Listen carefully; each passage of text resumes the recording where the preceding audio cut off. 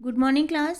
आज का टॉपिक है स्क्रीनिंग इफेक्ट। स्क्रीनिंग इफेक्ट क्या होता है? This decreases in the force of attraction between nucleus and valence shell is due to the presence of inner shell electron is called shielding effect और screening effect. मतलब ये आपका nucleus है, ठीक, ये आपका इनर शेल है और ये आपका मान लो आउटर शेल है, ठीक। इसके इस न्यूक्लियस के लिए ये इनर सेल हो जाएगा और ये आउटर शेल हो जाएगा, ठीक है। तो जो आउटर शेल का इलेक्ट्रॉन है उसका और न्यूक्लियस से एक अट्रैक्शन है, तभी तो ये इलेक्ट्रॉन इससे बाउंड है। लेकिन क्या होता है, जब अंदर वाले सेल जो होते हैं उसमें जो इलेक्ट्रॉन होता है वो क्या कर ले, वो अपने सराउंडिंग ढेर सारे इलेक्ट्रॉन को फिल कर ले, जिसकी वजह से इस न्यूक्लियस का अट्रैक्शन इस आउटर शेल के अट्रैक्शन पे कम हो जाए, ठीक है।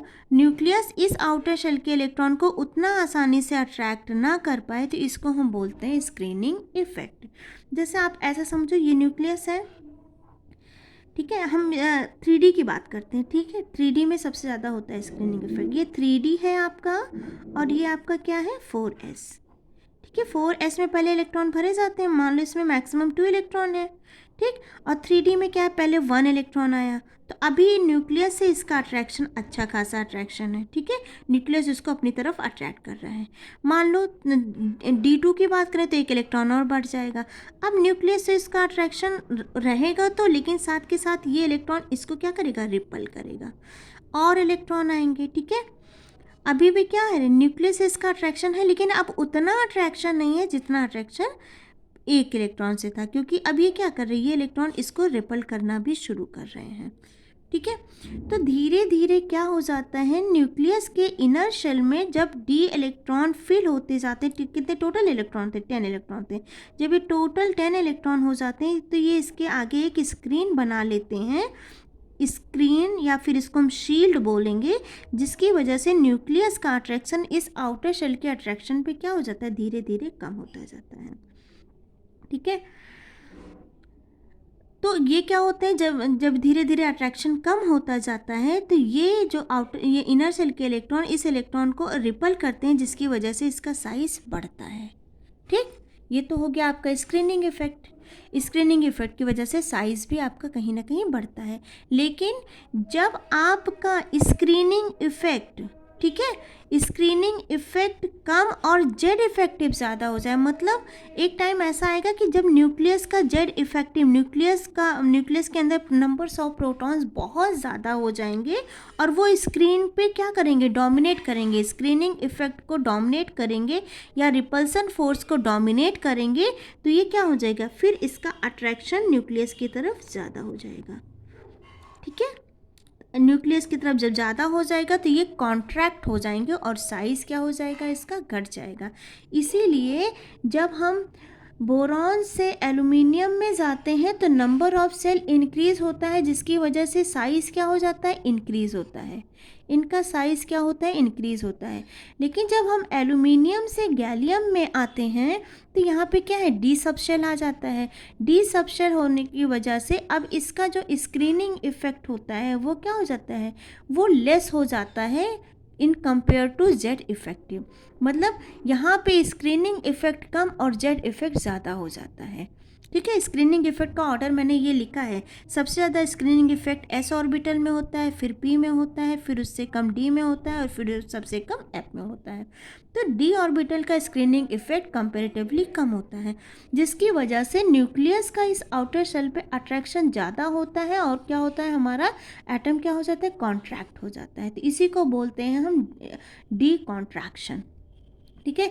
इसमें क्या हो जाता है, इसमें जो आपका साइज़ हो जाएगा वो क्या हो जाएगा, डिक्रीज़ हो जाएगा। साइज़ आपका गैलेनियम का डिक्रीज़ हो जाएगा और एल्यूमिनियम का क्या रहेगा, इंक्रीज़ हो जाएगा। क्यों, क्योंकि डी कॉन्ट्रैक्शन यहाँ पे क्या काम करने लगता है, डी कॉन्ट्रैक्शन यहाँ पे होने लगता है, जिसकी वजह से गैलेनियम का साइज़ क्या हो जाता है, डिक्रीज़ हो जाता है, ठीक है। अच्छा, इस जो स्क्रीनिंग इफेक्ट होता है वो डी में कम होता है और पी में ज़्यादा होता है, एस में उससे ज़्यादा होता है। उसका रीज़न क्या होता है ये समझ लेते हैं। जैसे आपका ये न्यूक्लियस है, ठीक है। अगर हम s ऑर्बिटल को रखेंगे तो s ऑर्बिटल में क्या है, और s ऑर्बिटल स्फेरिकल शेप का होता है, तो न्यूक्लियस से इसका चारों तरफ अच्छा खासा अट्रैक्शन होगा, ठीक है। लेकिन अगर हम p ऑर्बिटल का देखें न्यूक्लियस से, तो ये आपका ये है और ये p ऑर्बिटल है।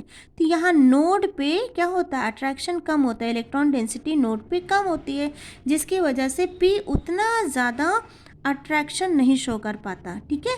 डी में, डी का ऑर्बिटल देखो, डी का ऑर्बिटल और भी ज़्यादा होता है, डबल डबल शेप का होता है।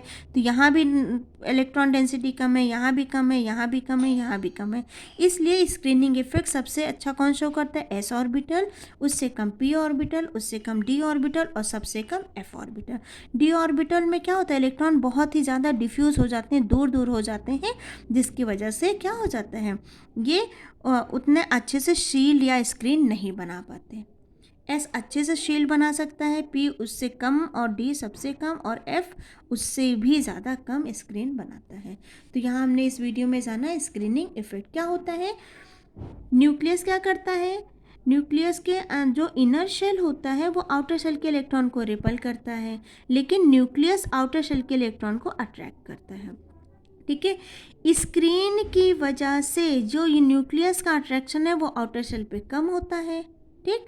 लेकिन धीरे धीरे जब न्यूक्लियस के अंदर इफेक्टिव न्यूक्लियर चार्ज बढ़ता जाता है, तो और आपका जो स्क्रीन है वो डी ऑर्बिटल बना रहा है, तो धीरे धीरे क्या होता है, जब हमारा जेड इफेक्टिव बढ़ेगा तो जो डी ऑर्बिटल है उसका स्क्रीनिंग इफेक्ट क्या हो जाता है, इसे इफेक्टिव न्यूक्लियर चार्ज के कंपैरेटिवली कम हो जाता है, और इसलिए कम होने की वजह से न्यूक्लियस और इसका अट्रैक्शन ज़्यादा होने लगता है, और जिसकी वजह से ये कॉन्ट्रैक्ट हो जाता है, ठीक है। तो आई होप आपको स्क्रीनिंग इफेक्ट समझ में आया होगा। Thank you.